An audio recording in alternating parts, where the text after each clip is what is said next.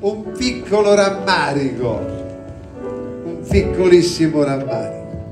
Vista la bellezza anche, nonostante tutto, di questa serata, il vicequestore, mancava solo un'istituzione.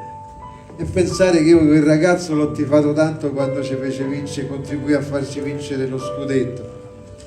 È l'ennesima volta che manca il comune di Verona e non è un bel segnale per una città come Verona. Una serata di quasi 3 ore, partecipatissimo, quindi anche una sorpresa, no? Rispetto a quel sabato sera che è indicato come il giorno e la sera invece per fare altro. Si sono dette tante cose. Qual è, diciamo, il messaggio che rimane? Impegno, costanza, partecipazione, la bellezza di aver riempito questo teatro. Ha detto una cosa sacrosanta: di sabato sera argomenti più leggeri, più ameni, la stanchezza di fine settimana non si è fatta sentire, e Verona ancora una volta ha risposto con grandissima civiltà, un segnale forte, volendo partecipare ad una serata che presentava un argomento, forse l'argomento più duro della storia di questo paese, che era proprio la mafia, che è proprio la mafia.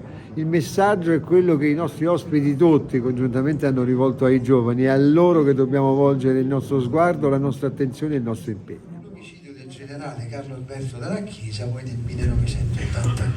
Ci sono i servizi, ci sono i dossier, tutto, che sono rimasti da 40 anni, stanno... OIS, l'associazione, l'Organizzazione Italiana per la Salute, tra i suoi scopi ha quella di promuovere lo sviluppo di una coscienza critica rispetto agli avvenimenti che caratterizzano il nostro paese, la nostra cara Italia.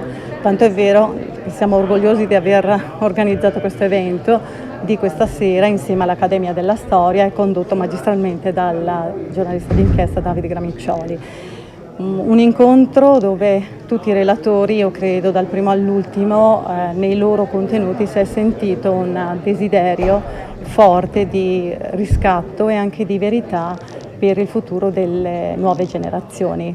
Veramente, e li ringrazio tutti. Racconti di una umanità molto forte e anche abbiamo visto rispetto alla gente che porta su di sé le ferite di un'Italia che appunto deve fare dei passi verso questo senso magari. Le abbiamo sentite dalle voci di Luana Ilardo, figlia di Luigi, da Moreno Pisto, da tutte le persone che hanno presenziato questa sera, e credo che sia proprio questa forte umanità che debba accompagnare il nostro risveglio, proprio per tutelare le generazioni future. Buonanotte a tutti, grazie a tutti, buonanotte.